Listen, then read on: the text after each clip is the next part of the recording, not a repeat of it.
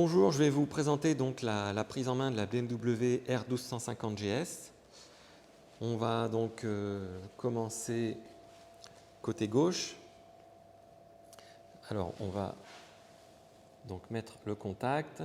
La moto est sans clé, donc vous gardez simplement la clé dans votre poche, on va en reparler.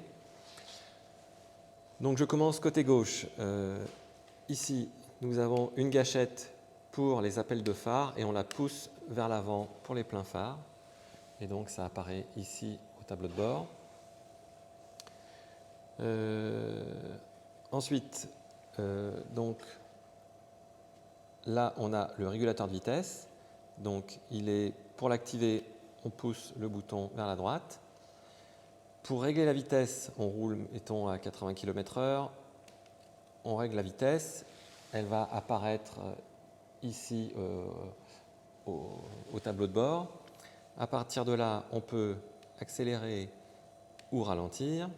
Dès que vous touchez embrayage, frein, ou même que vous repoussez la commande des gaz de cette manière-là, donc le régulateur s'arrête. Vous pouvez rappeler la vitesse précédemment programmée en tirant sur le levier et vous pouvez aussi l'éteindre de cette façon-là. Ce bouton, c'est donc la commande des feux de jour. Alors, lorsque les feux de jour fonctionnent, vous avez ce logo qui apparaît avec le petit A.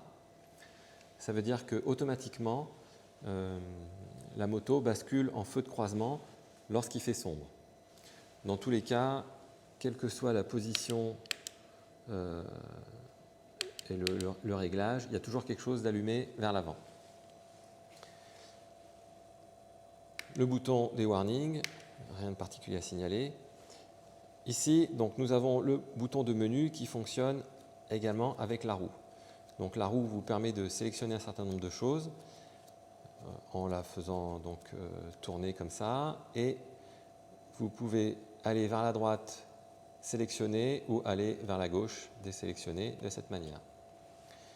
Donc, on va commencer en appuyant sur le bouton menu vers le bas. Voilà. Alors, donc ici, on a l'écran qui concerne l'état de la moto. Donc, j'appuie à nouveau vers le bas. Et donc, cet écran vous montre dans l'état de la moto, à savoir qu'il n'y a pas de défaut, la température du liquide de refroidissement, le niveau d'huile qui va s'afficher une fois le moteur chaud et que le moteur aura été au ralenti suffisamment longtemps. Ici, on a la pression du pneu avant, l'autonomie, la tension de la batterie et la pression du pneu arrière. Donc les pressions s'afficheront une fois que la moto a commencé à rouler. Pour aller à la page suivante, j'appuie sur la roue et donc je vais à la page suivante. Donc là, j'appuie vers la droite et là, j'appuie vers la gauche.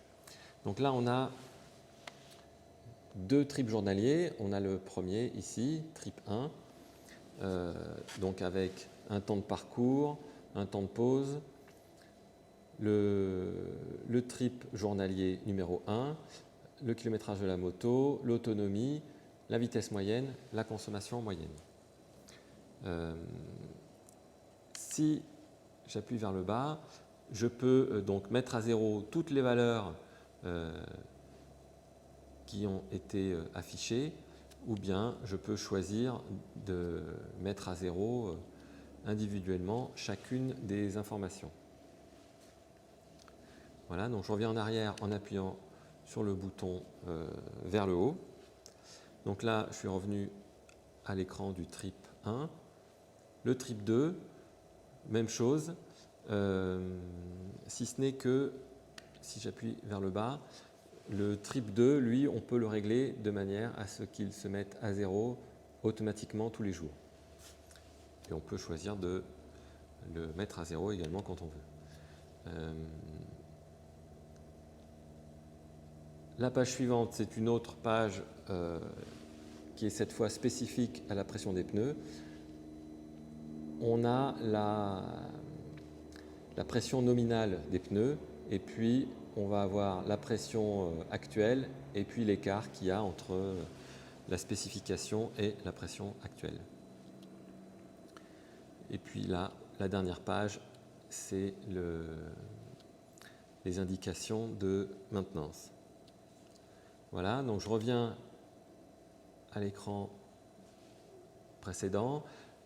Ici, si vous avez installé sur votre smartphone l'application BMW Motorrad, vous avez accès à une navigation sur l'écran de la moto, une navigation relativement basique, mais voilà, vous avez les instructions directement sur l'écran de la moto. Vous pouvez également, si vous avez connecté un casque en Bluetooth à la moto, vous pouvez également jouer la musique depuis l'écran de la moto. Et même chose pour le téléphone, vous pouvez répondre à vos appels depuis la moto. Ici, on a les réglages de la moto. Alors, donc là, j'ai rappuyé vers le haut pour revenir à l'écran principal. En appuyant vers le haut, quand on est sur cet écran-là, on fait défiler toutes les infos des trips journaliers, trip 1 ou trip 2. Donc là, j'ai le temps de route du trip 2, le temps de pause du trip 1, temps de route du trip 2. Il y a 2 vitesses moyennes, les 2 vitesses moyennes, la pression des pneus, l'autonomie, la jauge à essence et le kilométrage de la moto. OK. Donc je continue. Ici, ce bouton permet de désactiver l'ABS et l'antipatinage. On voit ici l'ABS et l'antipatinage qui clignotent. Ça va clignoter jusqu'à ce que vous fassiez quelques mètres. Au bout de ces quelques mètres, ça va normalement s'éteindre. Ça veut dire que l'ABS et l'antipatinage fonctionnent normalement. Ce bouton sert au réglage de la suspension. Donc, quand on appuie dessus, il apparaît ici deux informations. La première, c'est le mode d'amortissement. Donc là, on est en dynamique et on sera donc en dynamique plus ferme qu'en mode road, qui est le mode normal ou qui sera plus souple. Et ici, on peut lire auto. Il s'agit de la précharge. Elle est par défaut automatique. Ça veut dire que quel que soit le poids qu'on met sur la moto, la suspension va se régler toute seule. Il n'y a pas de précharge à régler. Elle se fait automatiquement. Ensuite, après la suspension clignotant, gauche-droit, rappel au centre, rien de particulier à signaler, si ce n'est que le clignotant s'éteint tout seul après un certain temps. Ici, on a le klaxon. Ici, côté droit, on a les poignées chauffantes. Lorsqu'elles sont allumées, on le voit ici. OK. Le bouton mode, lui, donc, permet de choisir différents modes de conduite qui vont influencer à la fois la cartographie du moteur et également la suspension. Donc on a dynamique, enduro, pluie ou route. Donc lorsque, par exemple, je passe en mode route, on modifie également la suspension qui va passer en mode route. Néanmoins, je peux quand même modifier le réglage de la suspension et passer en dynamique sur la suspension tout en gardant un mode road pour le moteur. Voilà, donc là, ici, on a donc le coupe-circuit pour couper le moteur. Pour démarrer, on appuie vers le bas, pas besoin d'accélérer, on maintient appuyé jusqu'à ce que le moteur démarre. Comme je vous le disais, la moto est keyless, donc il y a quand même une clé que vous gardez dans votre poche. vous pouvez, avec le bouton ici, couper le moteur, couper le contact. Pour verrouiller la direction, on tourne le guidon vers la gauche, on maintient appuyé sur le bouton et on entend le verrouillage de la direction se faire. Pour déverrouiller, il faut que la clé soit à proximité et on appuie sur le bouton et on remet le contact en appuyant comme ça. La trappe à essence est sans clé également. Là, je ne peux pas l'ouvrir parce que le contact est mis. Il faut d'abord couper le contact pour pouvoir ouvrir la trappe à essence. Donc on peut mettre du samplon 95 ou 98. Pour fermer la trappe à essence, il suffit d'appuyer dessus comme ça. Voilà, donc passons aux valises. Donc la moto est sans clé, mais il y a quand même une clé pour les valises. Donc avec la même clé que la clé de la moto, vous pouvez verrouiller, déverrouiller les valises. Alors lorsque vous quittez la moto, je vous suggère de fermer les valises parce que, donc là elles sont fermées, parce que quelqu'un qui connaît peut très facilement partir avec les valises.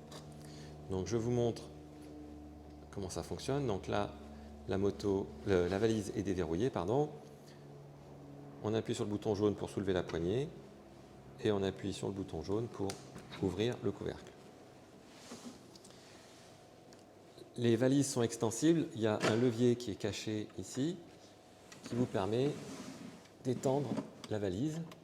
Donc on gagne 5 cm de profondeur. Si on n'en a pas besoin, il vaut mieux rouler le plus étroit possible.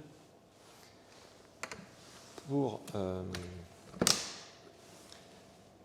enlever la valise de la moto, donc c'est très facile, vous avez ce levier rouge là, on tire ce levier, ça déverrouille celui-là, on le tire également et à partir de là, on peut très facilement soulever et enlever la valise. Il y a 3 points d'ancrage pour la valise, 1, 2 et 3 ici. Pour remettre la valise, on commence par aligner la valise sur le point d'ancrage du bas et ensuite on s'aligne sur les 2 du haut. Voilà, donc on s'assure que la valise est bien complètement en bas et à partir de là on peut reverrouiller ce levier-là avec celui-là. Voilà, pour accéder sous la selle, même chose. Il faut donc utiliser la clé de la moto. La serrure est côté gauche. La selle est réglable en hauteur sur 2 positions. Elle est actuellement en position haute. Donc pour enlever la selle, on tourne la clé vers la gauche. Ça permet de la soulever. Donc pour régler la selle en position basse, il y a donc 2 pièces à retourner. Donc on voit celle-là où on a le H qui signifie que la selle est en position haute. On retourne cette pièce-là, on la reclipe et on est maintenant en position basse à l'avant. Et même chose pour cette pièce-là, on voit un H ici. On la retourne et donc maintenant la selle est en position basse.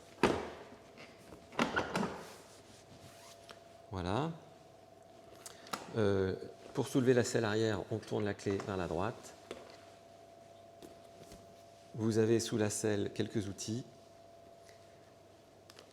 et un gilet haute visibilité qui, si jamais vous vous arrêtez au bord de la route pour une raison quelconque, il est mieux de le mettre pour être plus visible.